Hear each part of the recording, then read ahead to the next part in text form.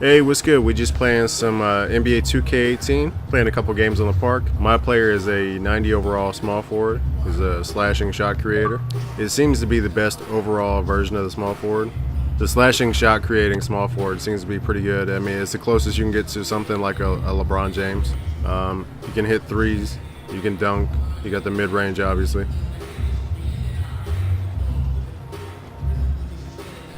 I kind of got into 2K a little bit late. I didn't get into like playing 2K games until 2K16.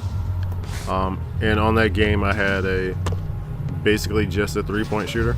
He could not do anything else other than shoot threes.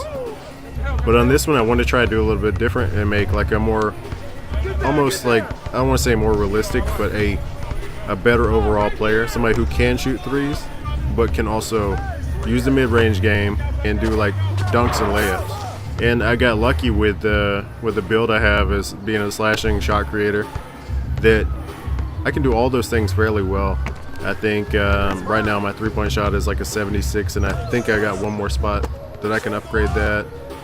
And I have like an 83 contact dunk, and layups are like 90, and the mid-range is like in the 90s too. But yeah, me and a couple of friends been like really getting into 2K, and so I wanted to like kind of see if I could get my guy to like a 99 overall before the new game comes out. Not really sure if that's gonna happen, but definitely gonna give it a shot. Definitely like tons of grinding. It is one of the worst games about that. It honestly kind of sucks how much you have to play just to level your dude up. But at the same time, once you get your guy leveled up and you get badges and you go to the park and you start winning games, it sort of pays off. Like I said, I'm gonna give it a shot and try to go for 99 overall. But honestly, I'm just trying to make my dude good enough that we can consistently win games in the park, and that's really it.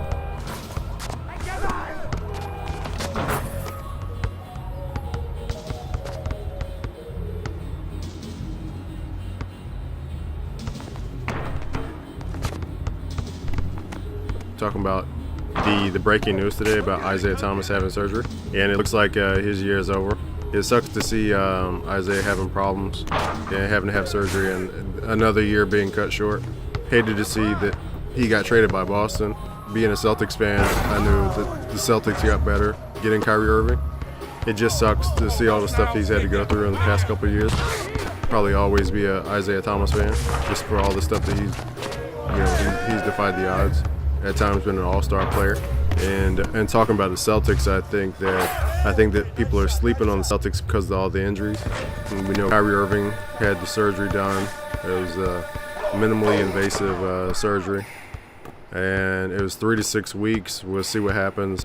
If Boston can get Kyrie back in the first round playoffs, they should be fine. I think they could be fine without Kyrie, because this team has been playing pretty darn good without Kyrie. Marcus Morris, Al Horford, Jason Tatum, Jaylen Brown, if they're all out there, Celtics have a decent shot at winning every game in the first round, and maybe even the second, depending on who they play.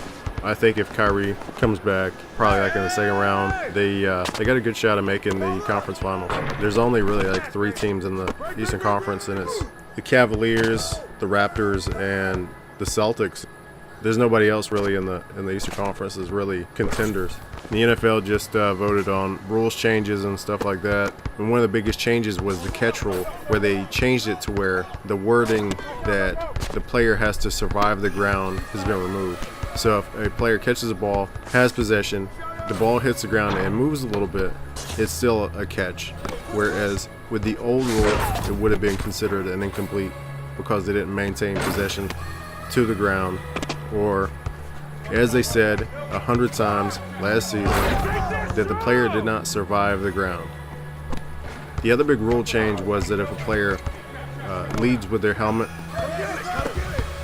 to make contact with somebody else, no matter who it is, linemen, running backs, receivers, defensive players, doesn't matter.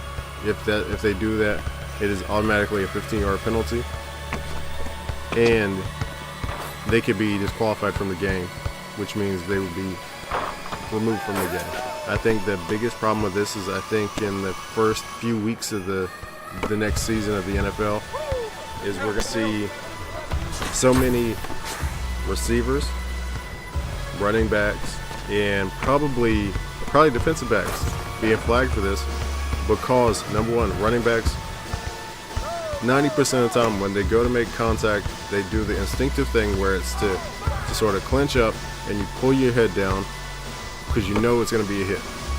You know there's about to be contact, so you instinctively brace for it.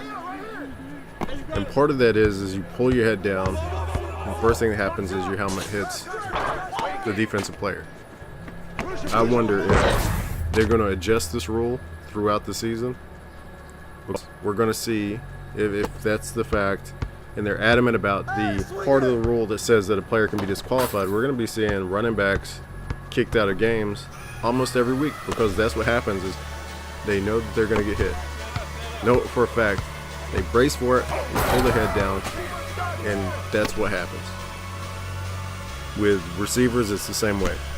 You know you're about to get hit, you brace for impact, your head goes down. The problem is that when the head goes down, you either, the first thing that makes contact with the other player is your helmet makes contact with their shoulder, and then you have a concussion. Found out that the New York Giants are considering trade offers for Odell Beckham. They finally came out and said that their initial price for Odell Beckham is going to be 2 first-round picks, which is too rich for anybody. Odell Beckham is one of those game-changer receivers, clearly. He's one of the best in the game right now. Any team would probably be ready to trade, but 2 first-round picks is ridiculous. More likely it's going to be a first, and maybe, honestly, if I'm going to trade for him, I'd go for a first and a fourth, or a first and a third. There's no way somebody gives up 2 first-round picks for anything other than a quarterback.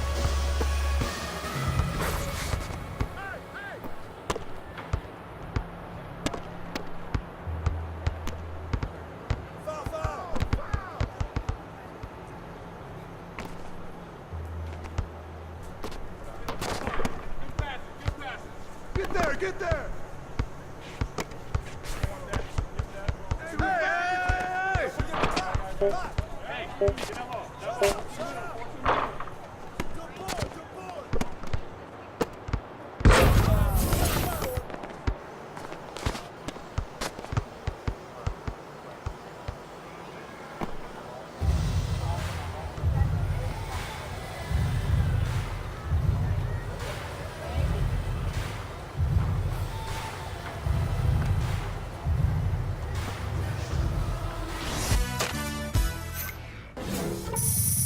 Thanks for checking out my video, and check out my channel for more content like this.